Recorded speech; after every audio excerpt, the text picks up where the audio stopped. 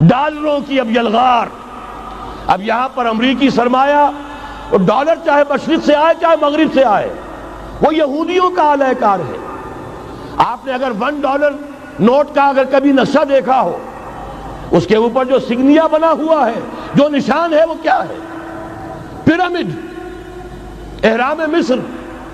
یہ کن کے لیے اہمیت رکھتے ہیں؟ ہزارہا یہودیوں کا خون اور ان کی ہڈیاں ان پیرامڈز کے تلے دبی ہوئی. جب یہ احرام بنائے گئے تھے یہ یہودی وہاں غلامی کے دور میں تھے، بیگار ان سے لی جا رہی تھی. بڑے بڑے پتھر جب گرتے تھے تو پسنے والے یہودی ہوتے تھے. یہ ان کی اپنی جیسے ہولوکاسٹ، جیسے انہوں نے اس کو اپنا سمبل بنایا ہوا ہے، اسی طریقے سے پیرامڈ، مصر کا پیرامڈ یہ گویا کہ ان کے اس زوال کا ایک نشان ہے. اور اس پر ایک آنکھ بنی ہوئی ہے، ایک آنکھ، کان دجال کی آنکھ، وہ دیکھ رہی ہے. عجیب ہے یہ سمبل. نیچے لکھا ہوا ہے نووس آرڈو سکلورم، اور یہ در حقیقت 1776 جو نیچے لکھا ہوا ہے وہ رومن حروف کے اندر یہ 1776 ہے جو میں بتا چکا ہوں آرڈر آف الومناٹی وساپ نے قائم کیا تھا. عام دنیا یہ سمجھتی ہے کہ شاید یہ امریکہ کا یوم آزادی ہے، سن آزادی ہے. 1 مئی اس آرڈر آف الومناٹی کی تاسیس 1 مئی کو ہوئی ہے. یہ 1 مئی جو منایا جاتا ہے دھوکہ یہ دیا گیا ہے کہ یہ شکاگو کے جو مزدور ہیں ان کی یادگار ہے. حقیقت میں یہ 1 مئی اور 1776 آرڈر آف دی الومناٹی کی تاسیس کی تاریخ ہے. ڈالر میرے اس دیش کو ناپاک نہ کرنا. اور میں تو انہیں داد دیتا ہوں جو کچھ انہوں نے، شاعر کہتے ہیں اس کو جو صاحب شعور ہے، اس صاحب شعور نے جو مشاہدہ کیا ہے کہ ڈالر آئے گا تو کیا آئے گا ہمارے ہاں. میری تو فکر کے اندر رچ بس گیا ہے. پاکستان کے بارے میں جب کہا تھا اے آندھیو سنبھل کے چلو اس دیار میں، امید کے چراغ جلائے ہوئے ہیں ہم. ہماری امیدوں کے چراغ ہے یہ. اسلام کا گہوارہ بننے والی ملک ہے یہ. اس کو ہم نے قائم کیا تھا اسلام کے لیے. یہ آندھیاں نہ چلیں.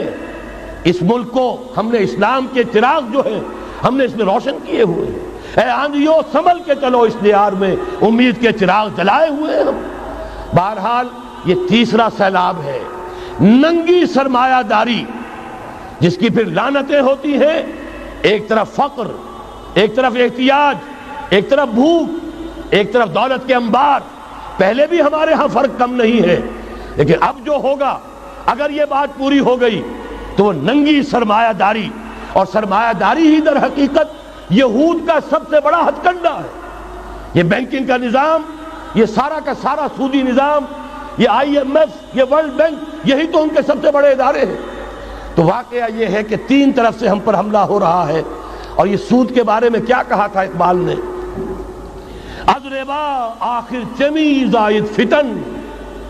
اس سود کے ام الخبائث کے پیٹ سے سوائے فتنوں کے اور کیا برآمد ہو سکتا ہے؟ کس نہ داند لذت قرض حسن. کسی کو قرض حسنہ کی لذت یاد نہیں رہی. بغیر سود کے قرض دو. تمہارے پاس فاضل رکھا ہوا ہے، کسی بھائی کو دو کہ وہ اپنی معاشی گاڑی کا پہیہ چلا لے، پھر اصل واپس لے لینا.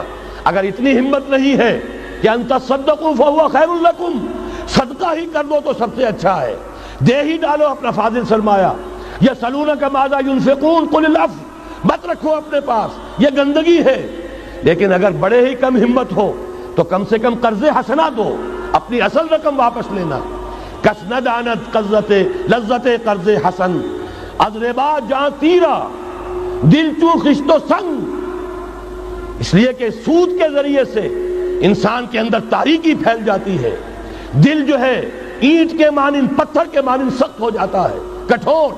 ثم قست قلوبکم فہی کالحجارۃ او اشد قسوہ. آدمی درندہ بے دندان و چنگ، اور انسان بغیر اس کے کہ بھیڑیوں والے دانت ہوں اور بھیڑیوں والے پنجے ہوں بھیڑیا بن جاتا ہے. بہرحال اب کرنے کا کام کیا ہے اس کو سمجھیے. اس پوری صورتحال کا میں نے آپ کے سامنے نقشہ پیش کر دیا. ایک طرف مغرب سے نیو ورلڈ آرڈر، جو جیو ورلڈ آرڈر ہے، اس وقت کی سپریم پاور آن ارتھ، امریکہ کی سرپرستی میں بڑی تیزی کے ساتھ حملہ آور ہے. دوسری طرف وَمَكَرُوا وَمَكَرَ اللَّهُ وَاللَّهُ خَيْرُ الْمَاكِرِينَ۔